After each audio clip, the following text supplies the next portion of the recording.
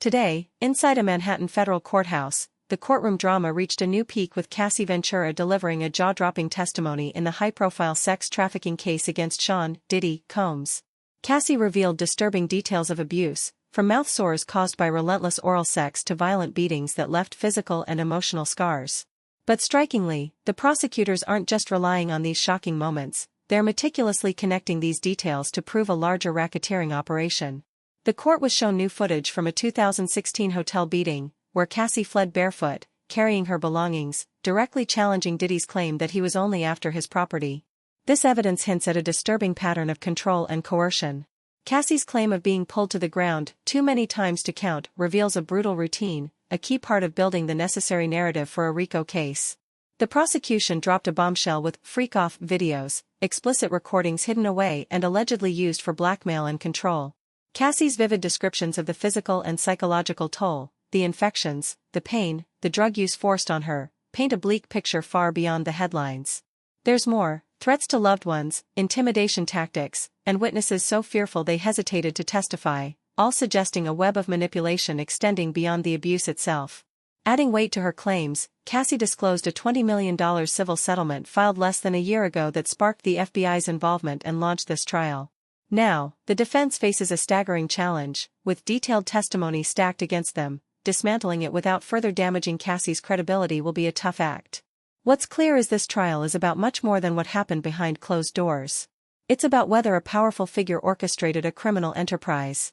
Regardless of the verdict, the stain on Diddy's legacy could be permanent, echoing the lasting impact of past high-profile cases and reshaping how history remembers him. Graphic testifying and shocking details. Cassie's testimony was filled with graphic, shocking details, revealing the brutal reality behind the abuse she endured. She described developing mouth sores from relentless oral sex, and a constant urinary tract infection that even antibiotics couldn't cure.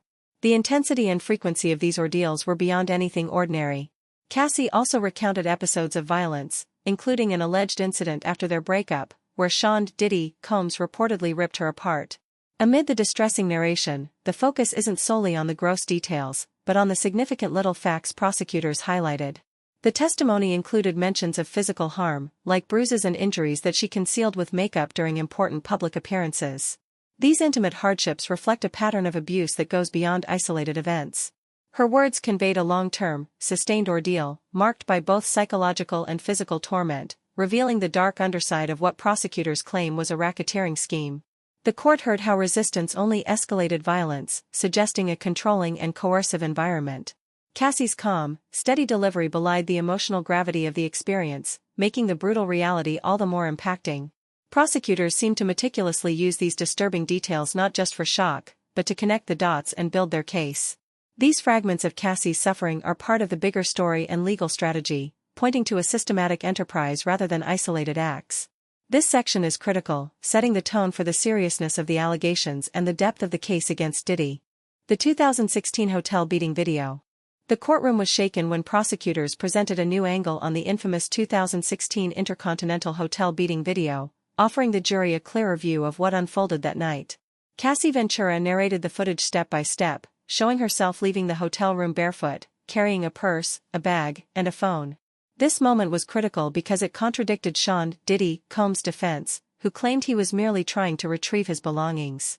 Diddy insisted at his bail hearing that those items belonged to him, suggesting he had no intention to stop Cassie from leaving.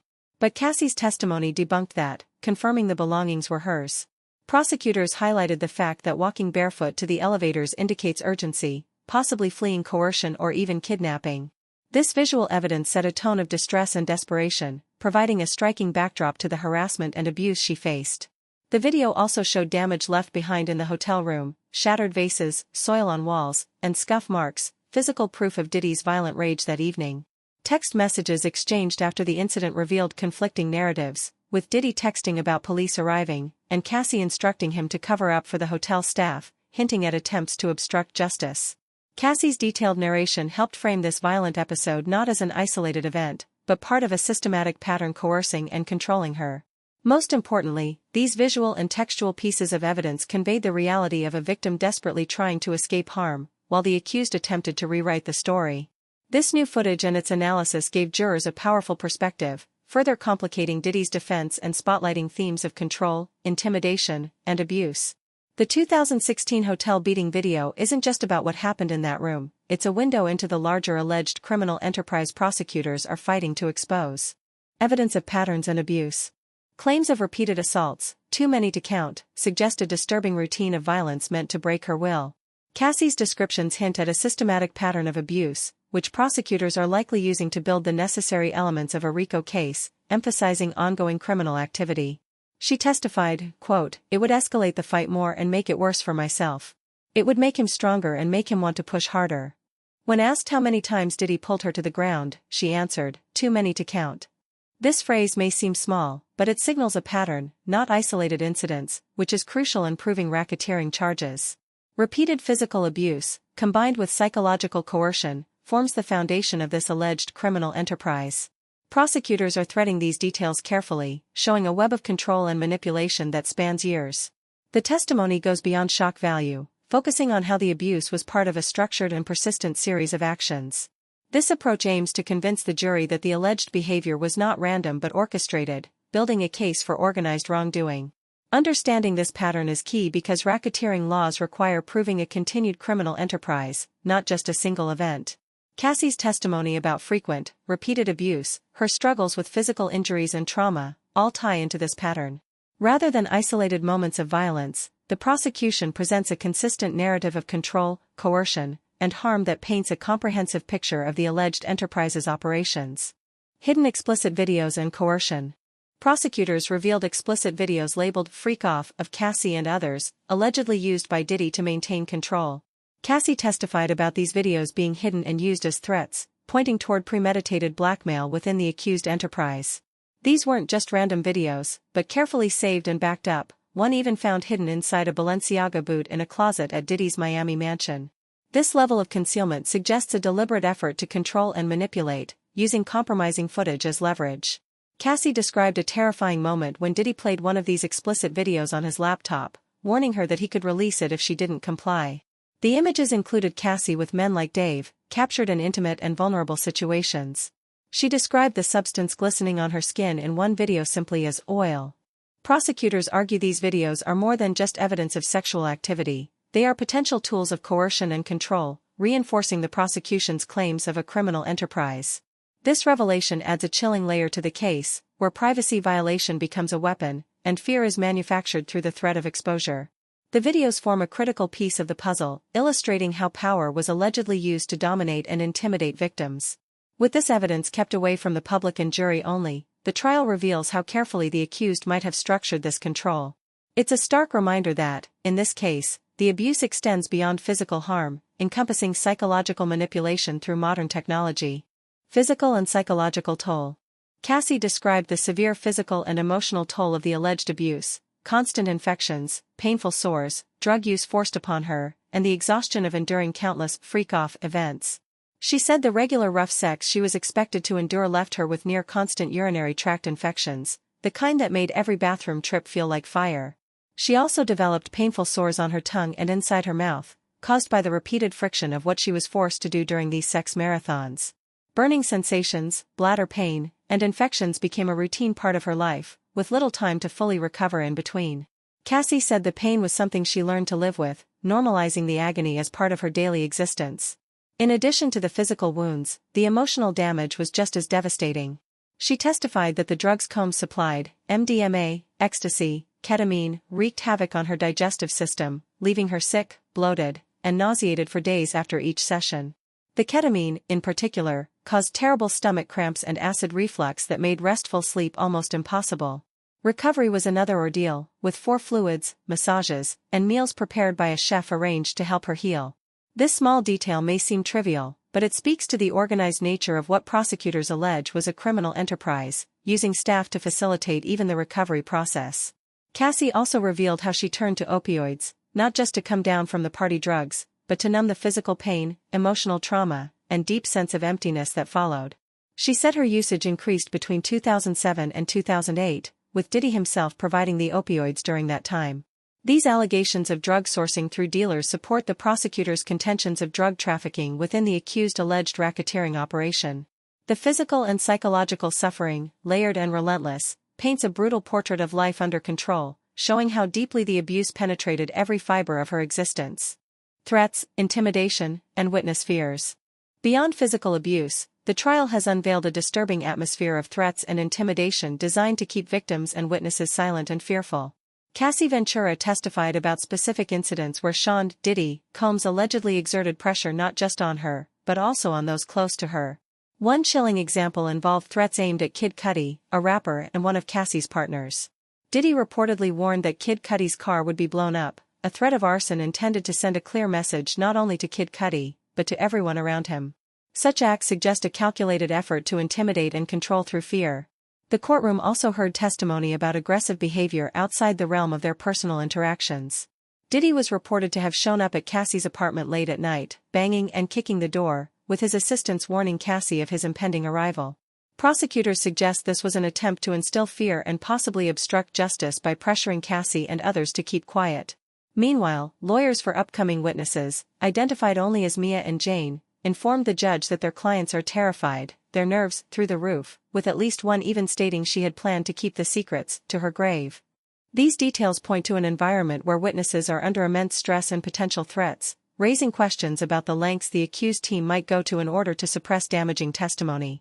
In a case centered on racketeering and sex trafficking, establishing a pattern of intimidation is critical to proving the enterprise's corrupt nature. Each act of fear and manipulation adds another layer to the prosecution's narrative of a carefully orchestrated criminal operation, where silence is bought through terror. This isn't just a courtroom battle over facts, it's also a high-stakes fight over who controls the truth, and how far power will be wielded to keep it hidden. Civil lawsuit and FBI investigation. Cassie disclosed a $20 million settlement in a 2023 civil lawsuit against Diddy that closely mirrors her courtroom testimony and formed the basis for an FBI investigation. Filed on November 16, 2023, the lawsuit was settled within 24 hours, highlighting the seriousness of the allegations. This civil case has added a crucial legal dimension, connecting directly to the federal charges Diddy faces today. Prosecutors used the allegations in this civil suit to initiate their inquiry, which ultimately led to the current trial. Notably, the settlement and lawsuit text align almost word for word with Cassie's statements in court, reinforcing the credibility of her claims. The rapid settlement suggests a response meant to mitigate further damage digitally and legally. This development underscores how civil proceedings and criminal investigations often intertwine, with one sparking the other. The FBI's involvement indicates the allegations were deemed serious enough for federal scrutiny, focusing on racketeering and the broader criminal enterprise. This civil case, though separate from the criminal trial, is pivotal for understanding the scope and timeline of events that brought Diddy into the courtroom. It also paints a picture of a long-standing struggle that extends beyond just the courtroom drama, involving multiple legal fronts.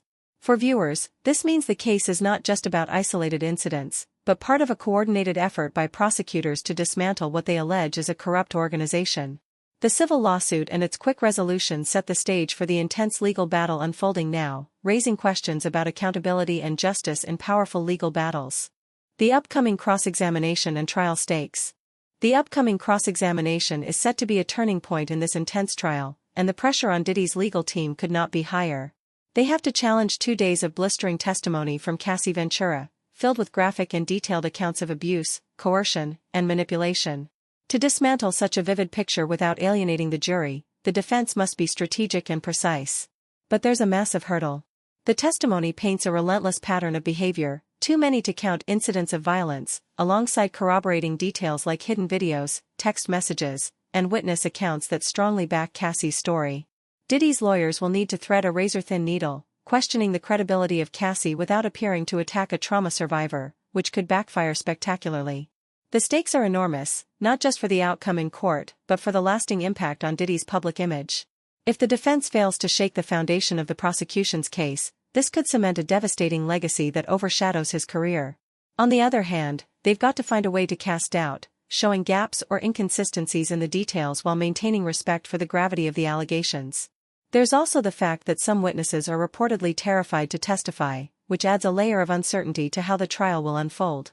As this legal battle heads into a critical phase, every question, every piece of evidence, and every reaction in the courtroom will carry enormous weight. It won't just be about convincing the jury of innocence or guilt, it will be about controlling a narrative that is already reshaping how the public perceives one of music's most influential figures. The cross-examination promises to be a fierce showdown, and what happens next could very well decide the fate of both the defendant and the legacy he's built.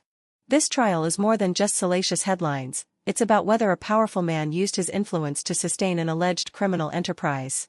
Even if acquitted, the damage to Diddy's reputation seems irreversible, echoing historic cases where the court of public opinion never forgets. The detailed testimonies, the video evidence, and the patterns of abuse laid out in court all point toward a deeply troubling picture. Prosecutors are painting a portrait of systematic coercion and manipulation, not merely isolated incidents. And while the defense prepares to fiercely cross-examine, challenging those stories without further harming Cassie's credibility will be a monumental task. No matter the court's final decision, this case will leave a permanent mark on both the accused and the victims involved. It serves as a reminder that the truth can be complex and messy, but when power is abused, the consequences echo far beyond the courtroom walls. For Sean Diddy Combs, this is a battle that transcends legal outcomes, it's about legacy. And for Cassie Ventura, it's a painful fight for justice and recognition of the trauma she endured. As this trial continues to unfold, the nation watches, knowing that some stories change everything, forever.